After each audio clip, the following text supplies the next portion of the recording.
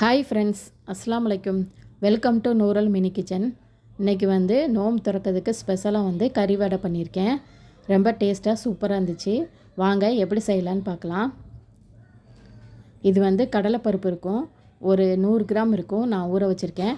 இதிலே பட்டாணி பருப்பு போட்டிங்கன்னா இன்னும் டேஸ்ட்டாக இருக்கும். நான் கடலைப்பருப்பு தான் எடுத்திருந்தேன். இதை நான் ஒரு மணி நேரம் நல்லா ஊற வச்சுக்கிட்டேன்.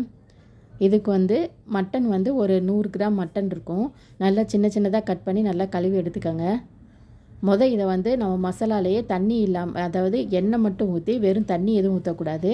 இந்த கறியை போட்டுட்டு இதை நல்லா அந்த தண்ணி ட்ரை ஆகிற அளவுக்கு லேசாக வதக்கினா போதும். ரொம்ப வேக வைக்கணும்னு அவசியம் கிடையாது. இப்போ இதுக்கு ஒரு அரை ஸ்பூன் இஞ்சி பூண்டு பேஸ்ட்டு போட்டுக்கோங்க. அதுக்கப்புறம் இதுக்கு ஒரு 1/4 ஸ்பூன் அளவுக்கு மிளகாத்தூள் போட்டுக்கோங்க.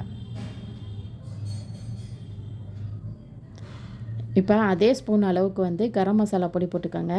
இந்த மசாலா போட்டால் தான் உங்களுக்கு நல்லா டேஸ்ட்டாக ஃப்ளேவராக இருக்கும். அப்புறம் இந்த தேவையான அளவு உப்பு கொஞ்சமாக போட்டுக்கோங்க. அவ்வளோதான். இதை நல்லா எண்ணெயிலே நல்லா வதக்கிக்கலாம். நீங்கள் தண்ணி எதுவுமே ஊற்றக்கூடாது. அந்த கறியில் உள்ள தண்ணியிலேயே இது நல்லா வதங்கிடும். ஒரு 5 நிமிஷம் நல்லா சிம்மில் போட்டிங்கன்னா அந்த மசாலாவோடு நல்லா பரட்டி வந்துடும். இந்த மாதிரி நல்லா ட்ரையாக வச்சுக்கோங்க.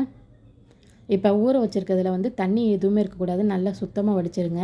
இதில் ஒரு அரை ஸ்பூன் பெருஞ்சீரகம், அதாவது சோம்பு, அப்புறம் 2 வத்தல், இது மட்டும் போட்டு நம்ம திரிச்சு எடுத்துக்கலாம். ரொம்ப பட்டு போல் அரைக்கக்கூடாது. இந்த மாதிரி குறப்பாக இருக்கணும். அப்போ தான் வடை உங்களுக்கு கிறிஸ்பியாக நல்லாயிருக்கும்.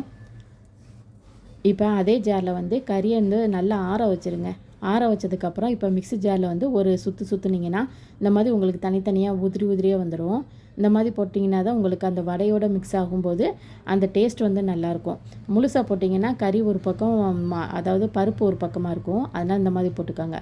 இதில் ஒரு கையளவு வெங்காயம், அதுக்கப்புறம் கருவேப்பிலை மட்டும் போட்டிருக்கேன். மிளகாய் போட வேணாம், ஏற்கனவே வத்தல் போட்டிருக்கோம்.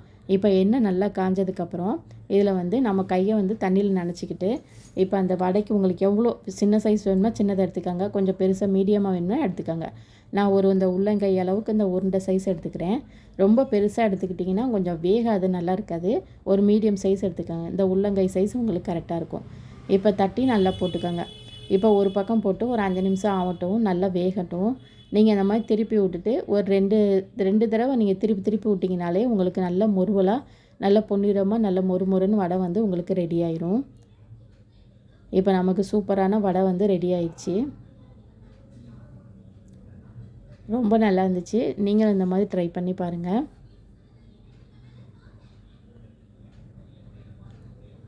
அவ்வளோதான், நமக்கு சூப்பரான கறி வடை ரெடி ஆயிடுச்சு.